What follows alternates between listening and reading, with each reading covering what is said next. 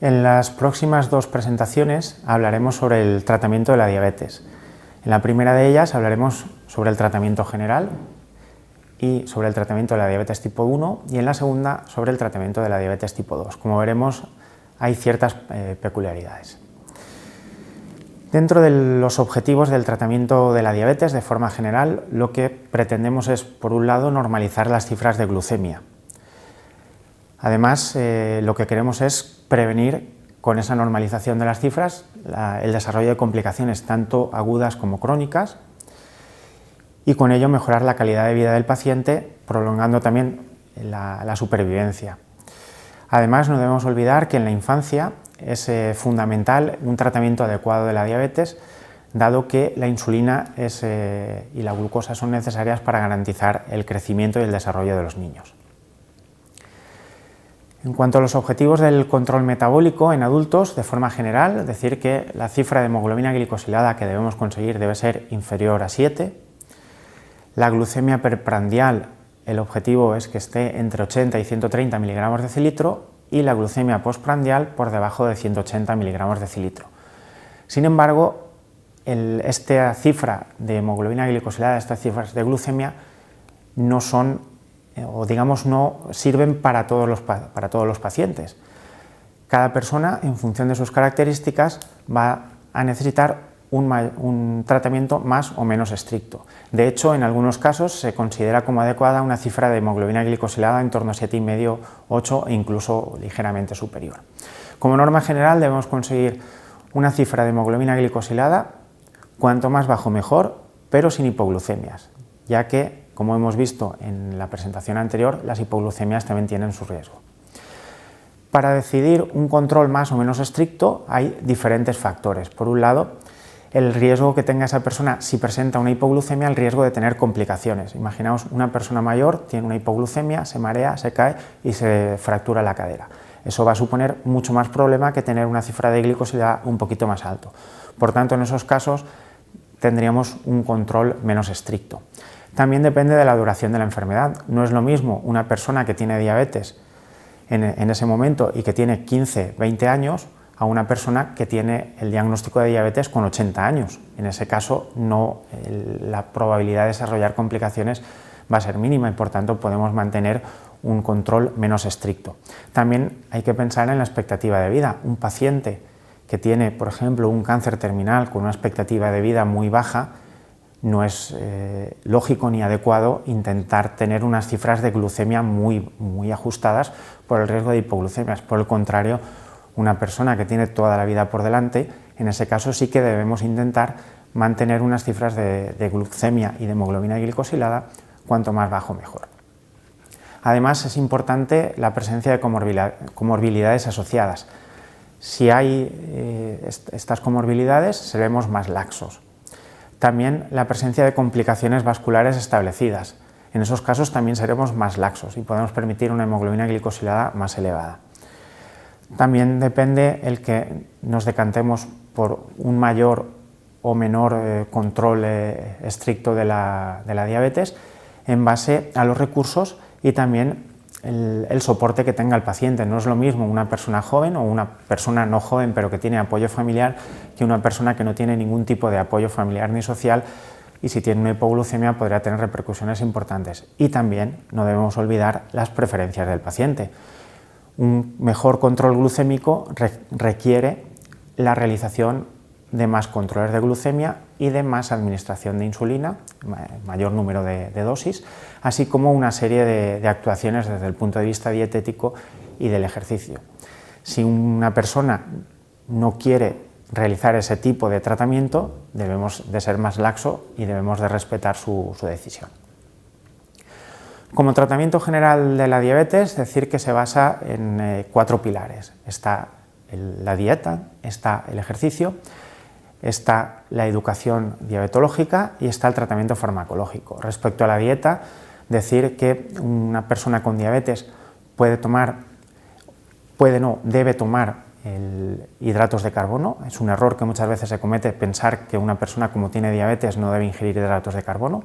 Su dieta no va a diferir de la dieta de otra persona, sí que deberemos adaptarla en cuanto a los hidratos de de absorción rápida que deberán evitarse.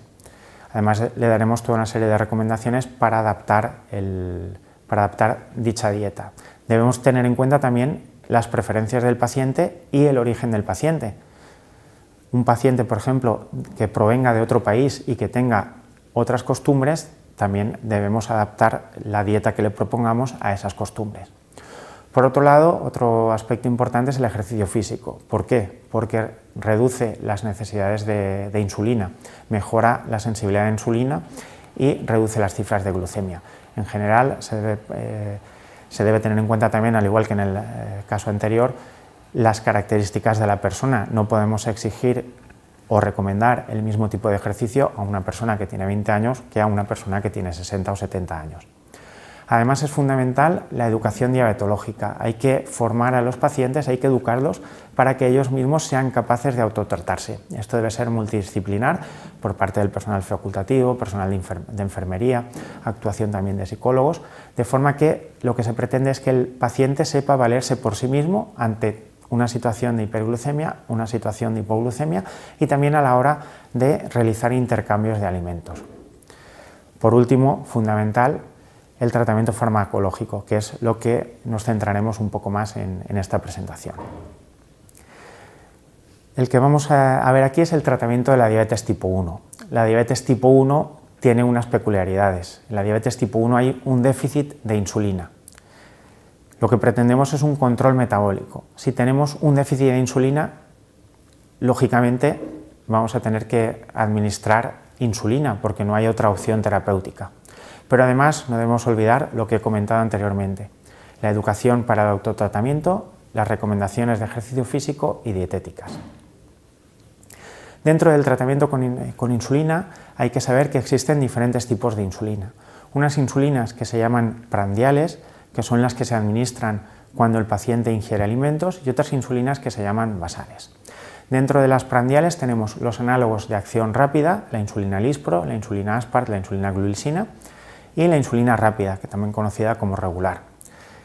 Dentro de las insulinas basales tenemos las insulinas intermedias que tienen menor vida media, que son la insulina NPH y la insulina de Temir y que por tanto se deben administrar 2 veces al día, y las insulinas basales largas o de mayor duración, que son la insulina glargina y la insulina de Gludec, que tienen la ventaja de poder utilizarse solo una administración al día, además de que tienen menor riesgo de hipoglucemias y menor variabilidad, con lo cual conducen a una mejor consecución de los objetivos.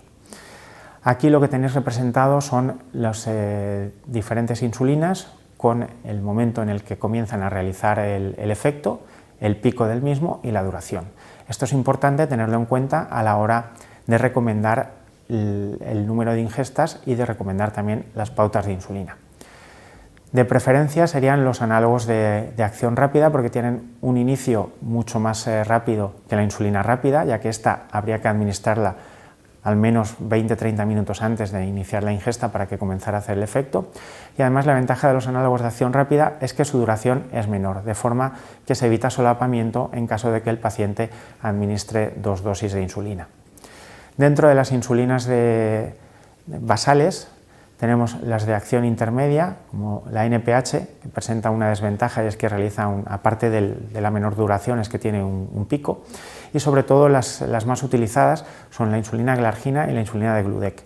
No tienen pico y la duración es como mínimo 24 horas, de forma que con solo una administración permite el tratamiento. ¿Qué es lo que pretendemos con el tratamiento con insulina? Pues lo que queremos es semejar o reproducir en la mayor parte lo que sería la secreción fisiológica de insulina, que es lo que tenéis ahí representado.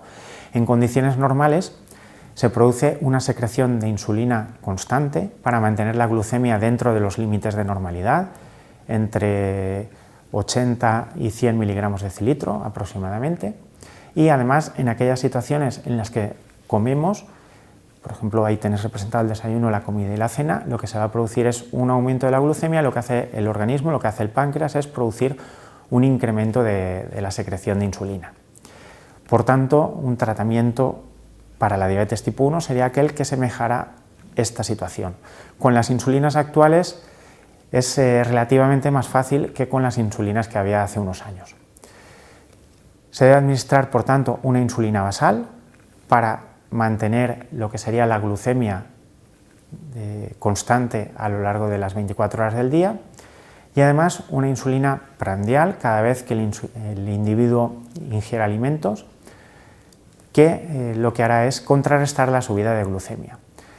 Si la persona con diabetes realiza 5 ingestas, deberá administrarse insulina prandial en 5 ocasiones. Eso ya lo debe decir también el paciente, es lo que he comentado anteriormente en cuanto al número de inyecciones que se quiera administrar. Además, debemos, o mejor dicho, el paciente debe modificar la dosis de insulina en base a toda una serie de cosas, como son, por un lado, la cantidad de alimentos que va a ingerir, por otro lado, las cifras de glucemia que tiene. Las debe ajustar el paciente. Eso se explica también en lo que es el proceso de la educación diabetológica para el autotratamiento. En general, la insulina basal se ajusta en base a la glucemia que tiene el paciente en ayuno, y la insulina prandial se ajusta en base a la insulina que tiene previa a la ingesta y la que tiene 2 horas post-ingesta.